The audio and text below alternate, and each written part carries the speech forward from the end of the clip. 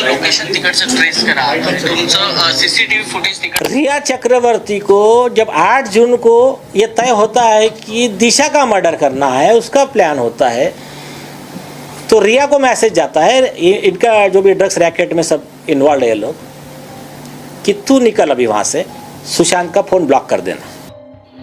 जहां एक तरफ दिशा सालियान के पिताजी सतीश सालियान आदित्य ठाकरे पर गंभीर आरोप लगाते नजर आ रहे हैं, वैसे ही आदित्य ठाकरे की मुश्किलें भी बहुत ज़्यादा बढ़ती जा रही हैं और बहुत जल्द ऐसा हो सकता है कि पुलिस खुद आदित्य ठाकरे को जाकर उसके घर पर ही गिरफ्तार करे, क्योंकि अब जो प्रोग्रेस है, चाहे वो दिशा सालियान केस हो या फिर सुशांत सिंह राजपूत केस, इन दोनों में आगे बढ़ती हुई जा रही है।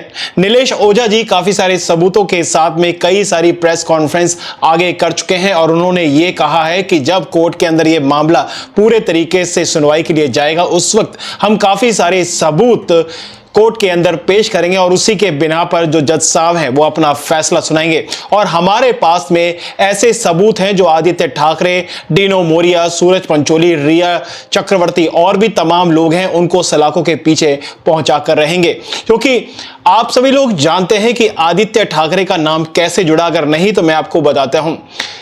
8 जून को दिशा सालियान की मौत हो जाती है, वो भी संदिग्ध तरीके से, जिसे पहले आत्महत्या और एक्सीडेंट बताया जाता है, लेकिन बाद में इसको हत्या कहा जाता है और उसी तरीके से मामला आगे बढ़ता रहता है। इस केस में मुंबई की पुलिस जांच करती है, लेकिन उस जांच को इस तरीके से भटकाया जाता है कि किसी को भी इस केस पर शक ही नहीं होता कि यह केस मर्डर का एंगल लिए बैठा है। अब दूसरी तरफ संदिग्ध तरीके से 14 जून 2020 को ही सुशांत सिंह राजपूत की डेथ हो जाती है, जो कि 14 जून की सुबह तक बहुत ही अच्छे थे, स्वस्थ थे और उन्होंने जूस मांगा, नारियल पानी मांगा, कुछ खाने के लिए भी मांगा, ऐसा सुशांत सिंह राजपूत के घर में रह रहे नौकरों का कहना था। अब जब इतनी सारी चीजें मांगी, एक हेल्दी इंसान ये सारी चीजें कर रहा है, तो एकदम से उसके दिमाग में अचानक से ऐसा कदम उठाने का कहां से आएगा। यानी कि इस बात से आप समझ सकते हैं कि पहले ही सुशांत सिंह राजपूत का मर्डर कर दिया गया, उसके बाद कहानी बनाई गई। अब दोनों का लिंक कैसे है? सुशांत सिंह राजपूत और दिशा सालियान के बीच में कनेक्शन है, वो इसलिए क्योंकि सुशांत सिंह राजपूत की मैनेजर रह चुकी है दिशा सालियान और दोनों की संदिग्ध तरीके से मौत हो जाती है। इसी के बाद इन दोनों केसों को मुंबई पुलिस जांच कर रही होती है। उन केस में ऐसा जांच सामने आता है जिससे अपने आप ही संदिग्धता बहुत ज्यादा बढ़ जाती है और उसके बाद पता लगता है कि मुंबई पुलिस इसमें अपना खेल खेल रही है, यानी कि इस केस को कवर अप दबाने की कोशिश कर रही है।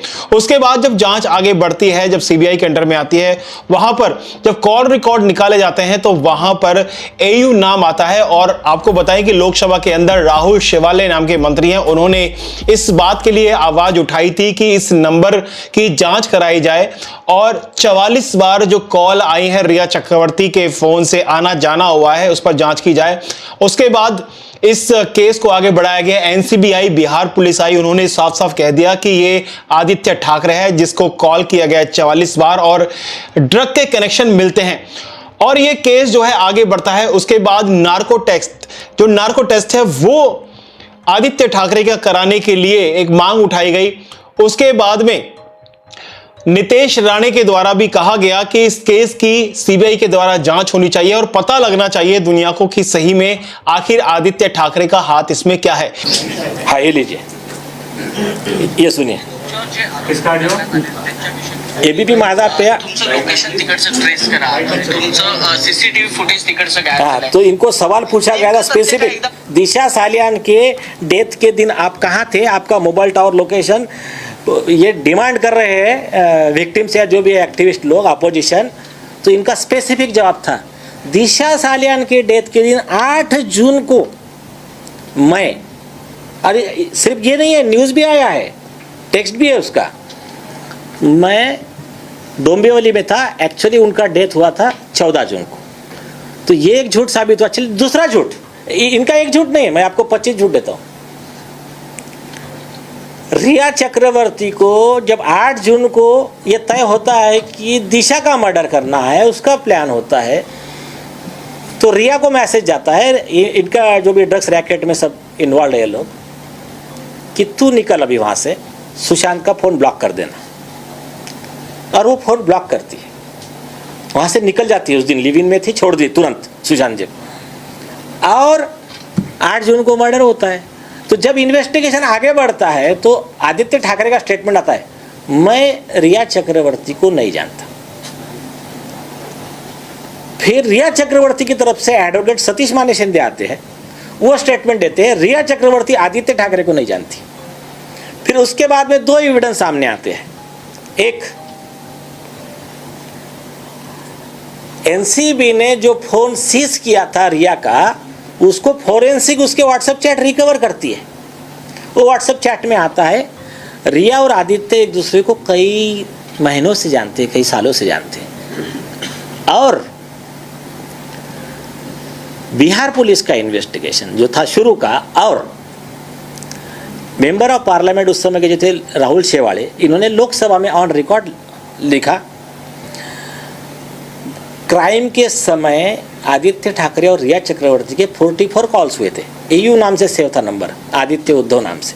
ये ऑन रिकॉर्ड उनका स्टेटमेंट है।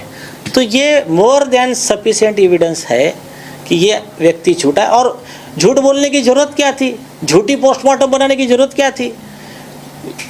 उसका जो ये था ऑटोप्सी, वो 50 घंटे के बाद में क्यों किया गया? मैंडेटरी है 24 आवर के अंदर करने का। और ये स्टोरी क्यों बनाई? वो भी ये है, आयुष आपने निकाला था ना शॉर्ट में, हमने एक्सपर्ट एसएसआर वॉरियर्स करके एक यूट्यूब चैनल है, उस पर उन्होंने बहुत अच्छे से एक्सप्लेन किया है सब, कि अगर कोई बॉडी गिरती, उन्होंने ये दिखाया पूरा ग्राफिक्स की, तो ग्रेविटी में ऐसी गिरेंगी सीधी। यहाँ पर इनके मालवनी पुलिस का एक नया साइंस आ गया, ऐसी जाती है 25 फुट दूर, तो बॉडी 25 फुट दूर बाद मिलती है, जो साइंस में इम्पॉसिबल है। अगर वहाँ जाना है ना, तो कम से कम 1 किलोमीटर का या कुछ ऐसा रैंप है, उस पर 106 किलोमीटर पर आवर के आसपास में स्पीड से जंप लगाने के बाद पॉसिबिलिटी है, ये नहीं है।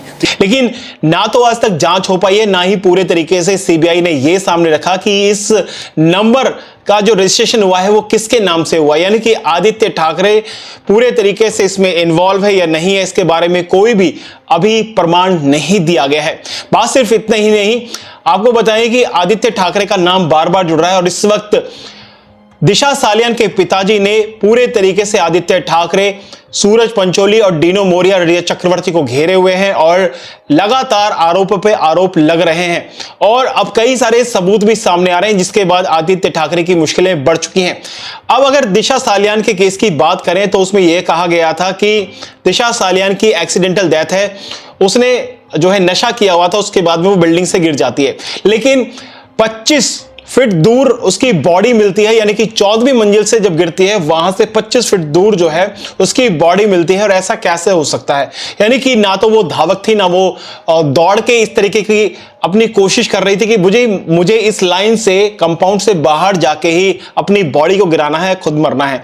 यानी कि ये किस तरीके की बेवकूफी है जो मुंबई पुलिस के द्वारा अपनी एफआईआर में लिखी गई, यानी कि उसके जो एक पंचनामा बनाया गया उसके अंदर दिया गया था, यानी कि पूरे तरीके से बेवकूफी थी। उस चीज को गलत तरीके से दिखाया गया। बिल्कुल भी ऐसा नहीं हो सकता कि एक बॉडी अगर नशे में थी और वो ऐसे गिर जाए तो वो 10 फीट से बाहर भी निकल जाए, यानी कि वो 25 फीट बाहर निकलती है और वहां से जाके उसकी बॉडी मिलती है। और बॉडी भी ऐसी होती है जो पूरे तरीके से उसके चेहरे पर ना कोई चोट होती है, ना किसी तरीके के दाग होते हैं, उसके बावजूद भी उस बॉडी पर झूठी पोस्टमार्टम बनाकर इस तरीके के दिखाया जाता है कि उसकी बॉडी पर चोट थी, नाक में चोट थी, मुंह पर चोट थे, बहुत सारी चीजें दिखाई जाती है। यानी कि 50 घंटे बाद ये पोस्टमार्टम किया जाता है, जबकि मैंडेटरी है कि 24 घंटे के अंदर पोस्टमार्टम किया जाए। यानी कि यहां पर मुंबई पुलिस की कार्रवाई पर संदिग्ध जो है संदेह होता है और यहां पर पूरे तरीके से मुंबई पुलिस मिली हुई है, जिसमें परमवीर सिंह, सचिन वाजे और भी तमाम लोग थे। और कुछ लोग ऐसे थे जो ये काम करना नहीं चाहते थे, वो पुलिस के लोग थे, लेकिन उन्होंने दबाव में करना पड़ा। और अब वो कुछ लोग जो हैं वो सामने आ रहे हैं। लेकिन अगर सुशांत सिंह राजपूत केस की भी बात करें तो यहां पर भी आदित्य ठाकरे का नाम जुड़ता है, डीनो मोरिया का नाम जुड़ता है, और डीनो मोरिया के घर पे रिया चक्रवर्ती का आना जाना हुआ, उस टाइम आपने वीडियोस भी देखे होंगे। यानी कि यहां पर कुछ ना कुछ तो आदित्य ठाकरे का नाम है, सूरज पंचोली का नाम है, डीनो मोरिया का नाम है, और इसके बाद में रिया चक्रवर्ती है। और ये बात अब सामने आ रही है कि रिया चक्रवर्ती को आदित्य ठाकरे के द्वारा कॉल किया गया था 8 जून 2020 को, और कहा गया था कि तुम यहां से निकल लो, आज मर्डर होने वाला है। यानी कि दिशा सालियान का 8 जून को मर्डर हुआ, उसके बाद में 14 जून को संदिग्ध तरीके से मर्डर किया गया। और यह भी बात सामने आई कि रिया चक्रवर्ती को यह भी इंस्ट्रक्शन दिए गए थे कि जब तुम वहां से निकलोगे तो तुम सुशांत सिंह राजपूत के फोन को स्विच ऑफ कर दोगे। ये तमाम चीजें सामने आई है जिसके सवाल बार बार उठते रहते हैं, लेकिन इनका जवाब ना तो अभी तक मुंबई पुलिस ने दिया है, ना ही सीबीआई ने दिया है। और क्लोजर रिपोर्ट की बार बार बात आती है, लेकिन ये क्लोजर रिपोर्ट झूठी है, जिसको कोर्ट के अंदर भी सबमिट किया गया, लेकिन उस रिपोर्ट को जो कोर्ट है उसने एक्सेप्ट ही नहीं किया। यानी कि पूरे तरीके से अभी तक ये मामला ऊपर नीचे ही चल रहा है, इसके बारे में अभी कुछ भी नहीं कहा जा सकता। लेकिन जिस तरीके से कार्रवाई आगे बढ़ रही है, कुछ लोगों की, चाहे वो पॉलिटिशियंस हो, बॉलीवुड के लोग हो, उनकी मुसीबतें बहुत ज्यादा बढ़ती जा रही हैं। फिलहाल तो इस वीडियो में इतना ही, लेकिन तमाम और भी खबरें आना बाकी हैं जिसको हम आपको अगली वीडियोस में बताते रहेंगे।